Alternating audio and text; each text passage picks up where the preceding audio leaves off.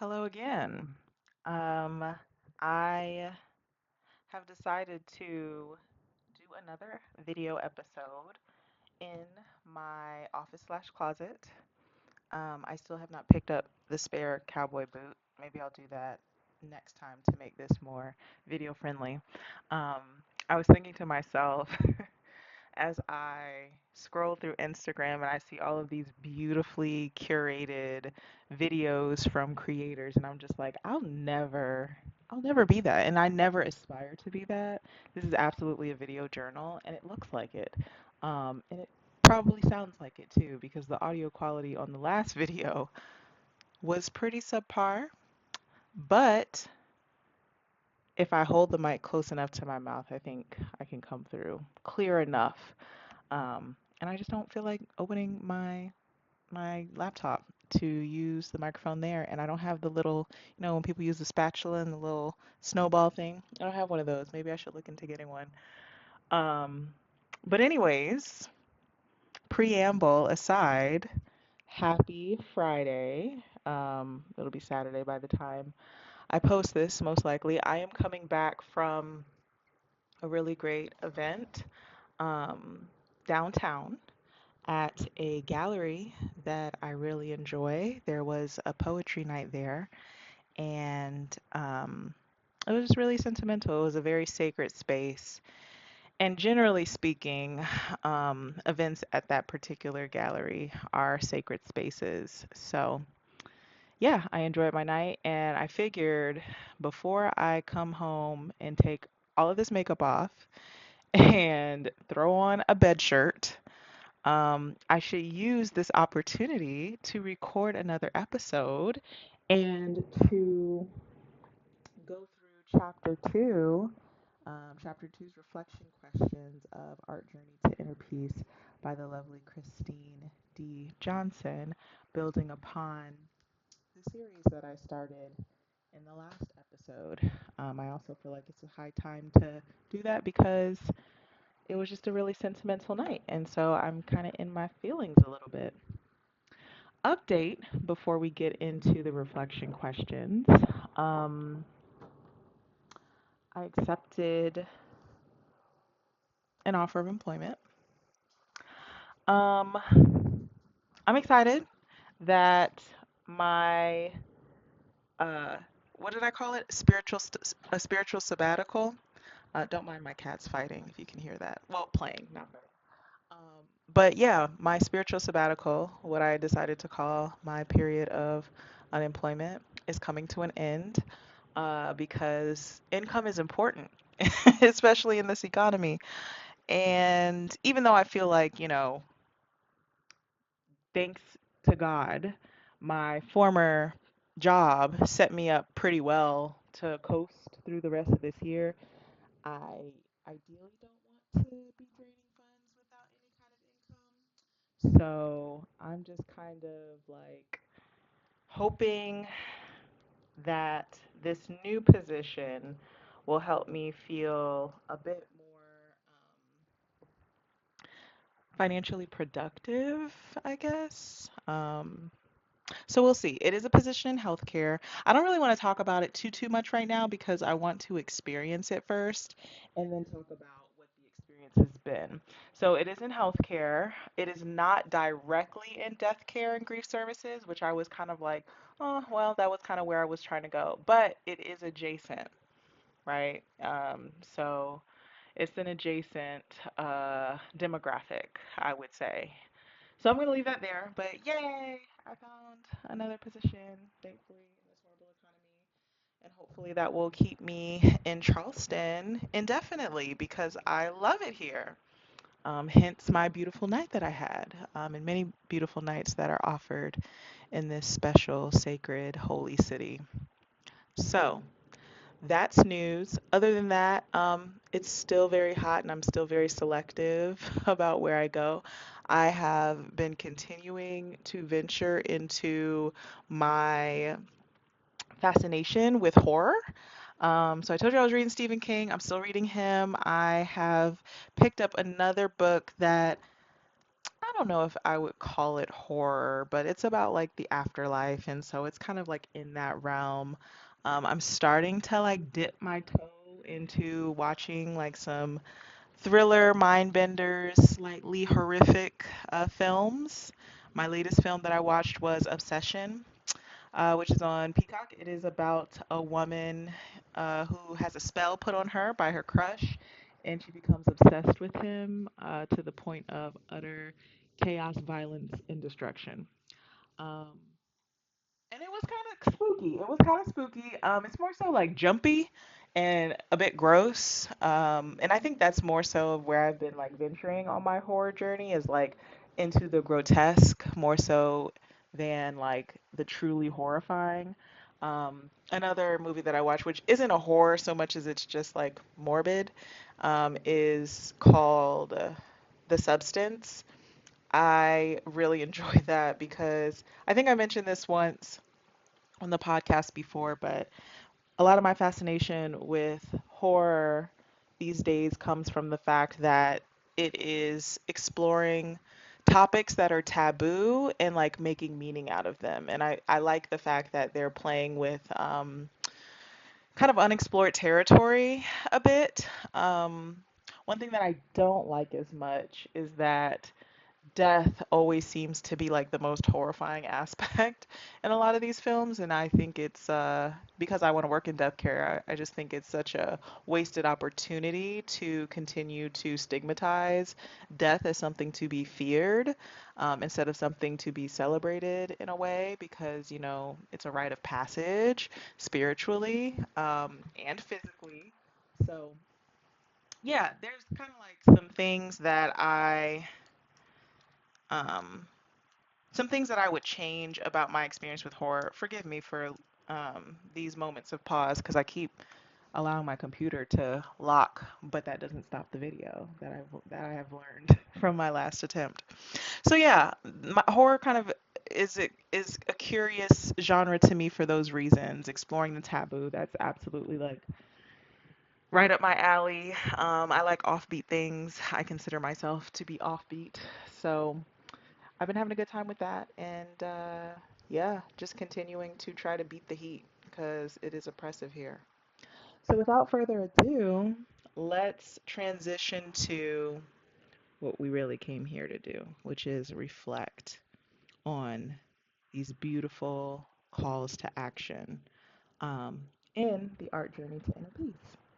So, last episode was all about, um, oh Lord, what was it called? Hold on, let me remind myself. Oh no, yeah. Last chapter was all about the shedding, releasing everything that does not serve the divine self. The second chapter is all about courage. So embracing imperfections and fears. So let me move my cat off of the book so that I can get to the reflection questions. Um, but essentially, this book is just kind of calling for the ability to sort of look at yourself and decide who it is that you really want to be. What are the elements that you want to keep? Um, what are the elements that you want to work on? It's calling into question some of your values, like your integrity, your confidence, those sorts of things, which has always been a space of great reflection for me, but also, I don't know, like when I'm called into question about having, when I call into question ideas about who I am and who I want to be, I often get stuck um, because I'm not quite sure. I'm not quite sure. I'm figuring it out as I go. And I feel like in some ways we all are. So we'll see how well I can answer these questions. So the courage chapter ends with the affirmation of I embrace my imperfections and fears. So the first question is, what are my imperfections and fears? I think I want to start with the fear part because that's much easier to answer And it's a shorter answer, I think, in the imperfections part.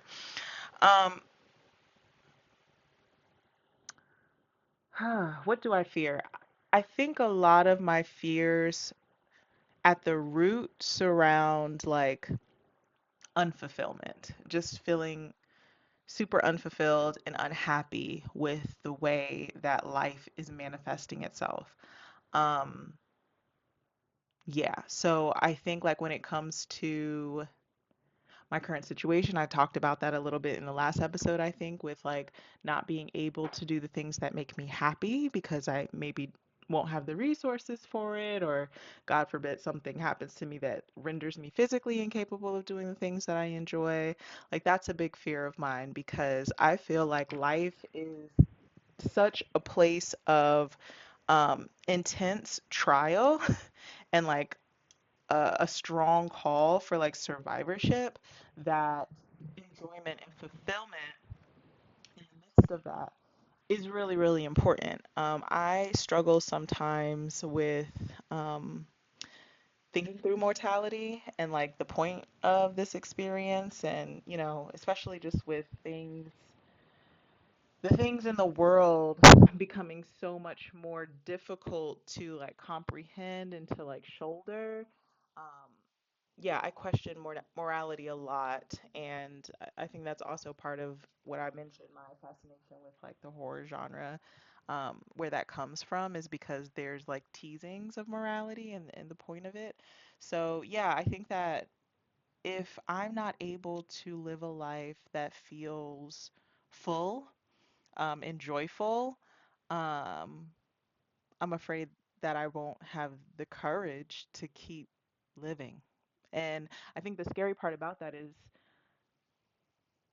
to some extent, whether that be big or small, we have seasons in life. I have seasons in life where like it doesn't really feel very joyful. It doesn't feel very fulfilling. And that doesn't mean that life itself doesn't offer fulfillment, or that there isn't going to be another season to come that will kind of restore some of what was lost. But yeah, shouldering through those moments, it does create dread within me. I would say, yeah, I think that all of my other fears, like I was gonna say, I have a big fear of being tortured, and kidnapped and all those things. I have a big fear of dying a painful death. Um, I'm not afraid to die. I'm just afraid to die a painful death. Uh, but a lot of that just comes from that deeper desire to prioritize like comfort in my life in some way. And like when that is removed and it's not accessible to me, um, yeah, I'm afraid of living in that existence. I'm afraid of living in an existence where I don't feel pleasure. And I've actually experienced that. It's called anhedonia. I talked about that a little bit in the last episode, and it's not it's not fun. So that's my fear. My imperfections.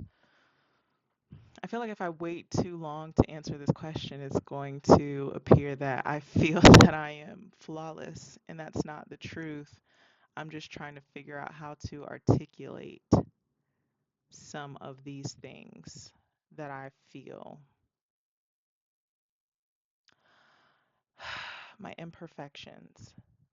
A lot of what comes up for me when I think about my imperfections are like wrongful decision making that I've made in the past. Like that's the big blaring answer in my mind reading this question.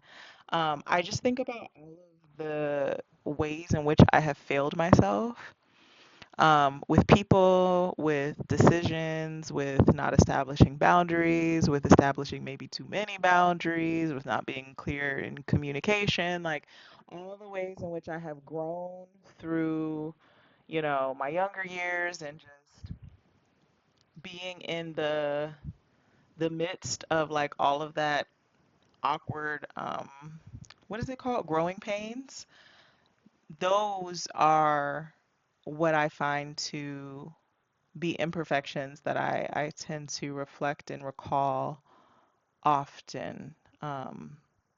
To this day, like I'll be doing something completely unrelated and think about a time where I did something stupid, or think about a season that I should have never been in, and it makes me cringe, and it still kind of like has a very physical reaction. It causes a very physical reaction for me.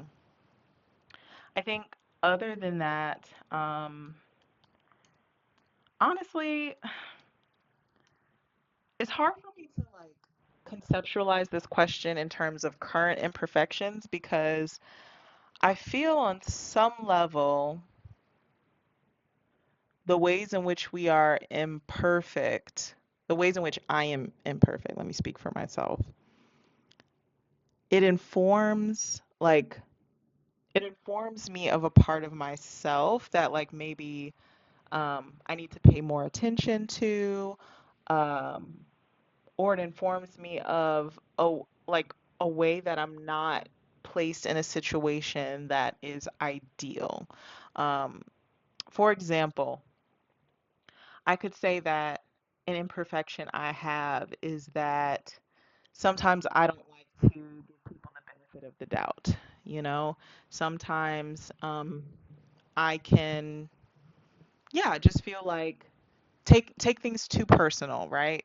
But I wonder if that is an imperfection versus a call for being in spaces with people where I feel comfortable enough to like express how I'm feeling and like work through and mediate those things. And if I feel like that space isn't available to me, I internalize that and I kind of, take it as offense.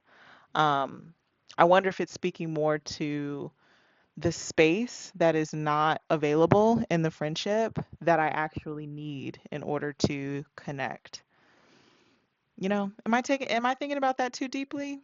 So I think that's a hard part of me trying to figure out like what I would say in terms of imperfections is I think a lot of the ways in which I am imperfect. And what does that even mean, right? Like as I even say the word like my imperfections. What is perfection? What does that even look like? Um, but yeah, like when I think about my imperfections, I really do feel like they're a call for reflection. And it's like, why is this coming up for me? What is it that my body is trying to tell me, my soul is trying to tell me? Um, so yeah, that's kind of the space that I'm in right now. Question number two. I dwelled way too long on question number one. Who or what do I allow to take my courage? Oh gosh, I feel like the courage chapter has definitely upped the ante. Um, I need to take a couple more weeks before I delve into chapter three and maybe look at the questions first.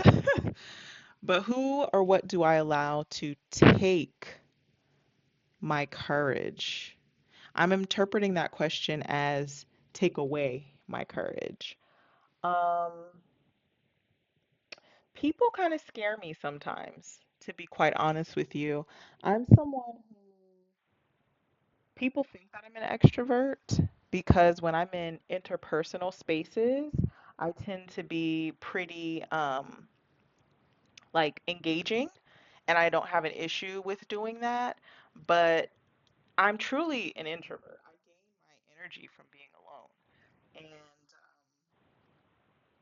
yeah, I think that when I'm in spaces with people who have really big personalities, or if I'm in spaces where there's a lot of people, um, I don't feel as courageous. Like for example, at the event tonight, it was like a Q&A session. Now, if it was a smaller event, I would have no problem asking questions. I've done this in the past, but because of the fact that the event was larger, it was a sold out event, I just froze. I just did not have the courage to. I mean, I also didn't have any questions, but even if I did, I don't know. I just felt overwhelmed by the amount of energy in the room, um, in the sense of me speaking up and making my presence known in that way. I actually had that issue in college too, when I would be in these really large lectures. It would definitely like scare me half to death to be called on to answer a question when there's like 100 kids, well, young adults in the lecture hall. Yeah, it brought me a lot of anxiety. I would always be the one to sit in the back of the classroom, and things like that. So I think when I talk about who or what takes my courage, I think it's um, a part of me wants to say fear of the unknown, because I think a part of what makes me so intimidated in those moments is not understanding like how I'm going to be received, or if I'm going to be received, and if there's going to be rebuttal, and I can be a little bit like avoidant when it comes to conflict and things, overthinking it. But yeah, that kind of takes my courage sometimes. The funny thing about it though is I have no problem being in the space. Like, I think I said several times, I go to a lot of spaces by myself. I have no problem doing that. I take myself on dates all the time. But speaking up and like actually being seen, that is something that I don't always resonate with. Okay, next question. What is the most courageous action I have taken recently?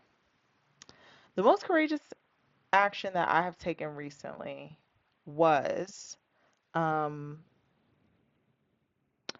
I changed my industry at 32. My career, my professional and career trajectory has changed, it shifted. I decided not to go back to what I was familiar with, and that took a lot of courage because it's new, right? And there's going to be a probably a strong learning curve that comes with that. It's also unknown. I don't know what like my path is going to look like, being that I am now trying to switch my career path. Sort of I wouldn't even say mid career. I'm still like, I'm not early career, but I'm not mid career yet. I'm like in the middle, right? So yeah, that took a lot of courage, but it was really something that happened because of years of frustration of just not being fulfilled, which is like a big fear that I have. So yes, that is my answer. Where do I find inspiration to be courageous? Discomfort. That's one that's easy to answer. There comes a point when I am so frustrated, so uncomfortable, so stressed, and I have all of this pent up emotion that I don't have a choice but to take courageous action to change the narrative. And unfortunately, it's taken me a lot of discomfort to, like, in the past, it's taken a long stint of very deep discomfort to actually push me to take the courageous action. Like, there's some folks that's just like, as soon as I'm uncomfortable, I'm going to make a change. I have not historically been that person. I am hoping to grow more into that person where I am familiar with what works for me and what doesn't work for me, what I like and I don't like. And the moment that I notice that things are not going well and things are going awry, I want to be able to say, I'm out. I'm pivoting. I'm going to make a change. But I have allowed myself to become complacent a lot of the times, and it's hurt me. It's hurt me deeply emotionally. It's hurt my spirit. Um, it's hurt me physically sometimes. And so, yeah, I think the inspiration is like to do no harm to self, right? Courage, I think, is the antidote to self harm sometimes in ways that we don't even recognize is happening. Okay, so the last question is, what do I need courage to do right now? What do I need courage to do right now? Hmm, I don't know. What do I need courage to do? I don't know. I don't think there's a thing that I can pinpoint at this particular moment. Hey, mama. Say hey to my black cat. Um, there's not something that I can pinpoint at this exact moment that I need courage to do. I mean, I guess if I had to choose something, again, we talked about big spaces, being intimidated, overwhelmed with energy. There are a lot of people in these artistic spaces that I so love to engage in, who I find to be compelling and who I would love to have conversations with. And oftentimes I opt not to. I opt to just stay, fade in the back, be in the background. Silent supporter over here. I don't need to be seeing it. You don't need to know my name. Just know that I like what you're doing. And that's just absolutely like the way that I move in a lot of these spaces. So much so, look at mama. She just had to be part of the program. Anyways, so much so that there's been at least one instance where an artist that I was supporting, have been supporting, they are distracting me, these cats. Anyhow, an artist that I have been supporting for a while has kind of been like, hey, you, because I've been coming to a lot of their events, but I've never introduced myself. I've never kind of like made myself known. And a lot of times, like, because I can get intimidated in those spaces, I don't have conversation to have. But just saying hello and thank you for your contributions, is enough. And so, yeah, having the courage to do that, because I think it's important that when I insert myself into these communal spaces, that like I show up as a community member, and I can't do that if I'm unwilling to introduce myself or be, vocal, and make myself really known. Now, that being said, am I going to actually start doing it? No. But it's something to keep in mind. I'll think about it. Okay, so we're 27 minutes in. Those are all of the questions for the courage chapter. Again, I am walking through a series of episodes based on The Art Journey to Inner Peace by local to Charleston, artist Christine D. Johnson. Wonderful, wonderful book. Cannot um, sing enough of her praises. I had the wonderful opportunity to meet with her. I hope that I have the opportunity to meet with her again. Um, my cat is being super extra right now, so I am going to leave you. But thank you for watching another episode of Soul Sister. If you'd like to engage with me, definitely use any of the methods in the description. And I'll see you for chapter 3 next time. Bye.